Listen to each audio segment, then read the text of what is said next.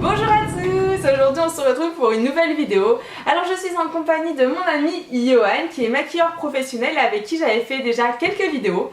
Alors aujourd'hui Johan m'a maquillée en femme pyramide, voilà, fantôme. Donc eh bien on ne vous en dit pas plus, on vous laisse regarder. C'est parti. La première étape ça va être de mettre des lentilles et je vais mettre celle-ci, donc c'est des Crazy Lens et en fait c'est les zombies. Elles sont vraiment bien ces lentilles, elles viennent du site Lentilles Contact Couleur. Alors là, je suis en train de faire un cache-sourcil à la technique de la colle, hein, comme on l'a fait dans le tout premier tuto l'année dernière pour Maléfice. Je le réexplique. Donc en fait, vous prenez le poil à l'inverse et en fait, vous allez venir les coller les uns sur les autres. Donc en fait, je les plaque les uns sur les autres. Alors surtout quand vous allez vous démaquiller, ne faites pas en sens inverse de la pose de poil, hein, parce que sinon vous allez vous arracher les sourcils. Donc je le précise bien, c'est vraiment tout doucement, vous pouvez même mettre un peu d'huile je pense, de l'eau chaude et vous frottez un petit peu comme ça tout s'en va facilement. Exactement. Alors là on va commencer à faire le teint d'Amy, donc moi je vais lui faire un teint blanchâtre, donc pour ceci j'ai pris un stick blanc et je vais l'utiliser avec cette éponge, on aura une meilleure couvrance et une meilleure uniformité, voilà. Oh, voilà, et vous laissez Amy comme ça. Non, ce n'est pas un masque beauté. Donc là, comme vous voyez, on estompe et on viendra remettre du blanc aux endroits où il y en a besoin, tout simplement. Alors là, donc avant de poudrer, je vais attaquer mon travail de morpho au niveau de l'œil en noir, donc avec des fards gras. Donc là, tu travailles sous l'œil, c'est ça? Ouais. Et c'est du gras? Ouais. C'est pour en fait beaucoup mieux dégrader mon blanc et mon noir. Je vous avoue que c'est trop bizarre de se voir en blanc comme ça. Et j'ai les dents jaunes. Forcément, votre noir sera un peu gris, mais c'est pas grave, vous pourrez venir l'intensifier avec votre fard sec. Je vais venir faire le sourcil, toujours avec mon gras. Alors là, je vais venir dégrader ma matière pour créer des ombrages.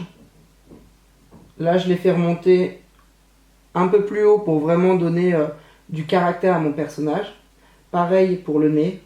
Le fait d'accentuer un petit peu l'ombrage sur le nez, ça donne de la dureté au regard, donc n'hésitez pas. Donc après avoir fait notre travail de dégradé, là ce que je vais faire c'est que je vais travailler ici au niveau du creux que je vais faire descendre vers le bas pour ce côté encore méchant, que je vais travailler au bleu.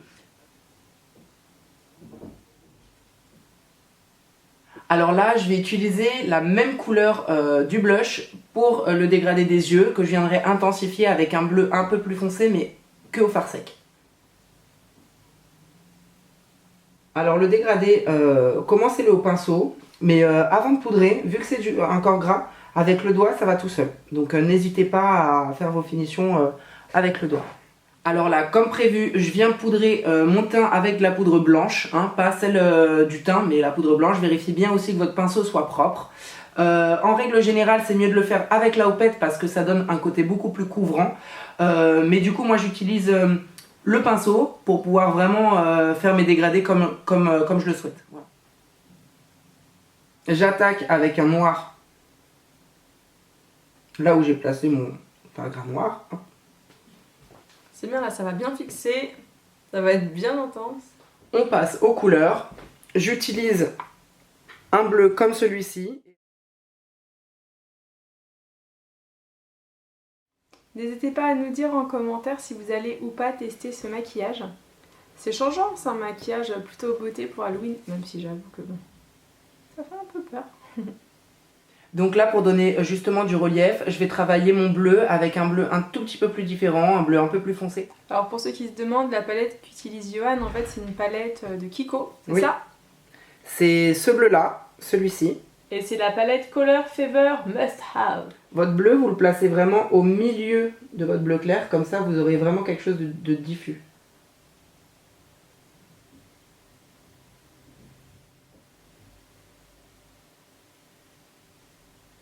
Donc là, on va passer à la bouche. Pour la bouche, vous pouvez utiliser soit un fard gras noir et un pinceau fin, ou alors Un produit comme celui-ci, ça c'est un eyeliner feutre de chez Sephora.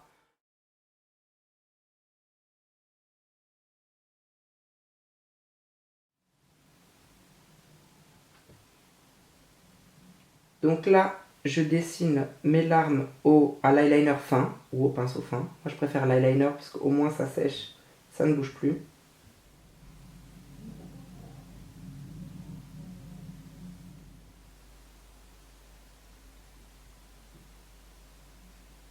On va continuer le make-up donc en collant des faux cils, je vais en mettre en bas et en haut. En haut, je vais en placer des un peu plus volumineux. Et en bas, je vais appliquer des faux cils qui sont beaucoup plus fins, juste pour donner un côté vachement féminin.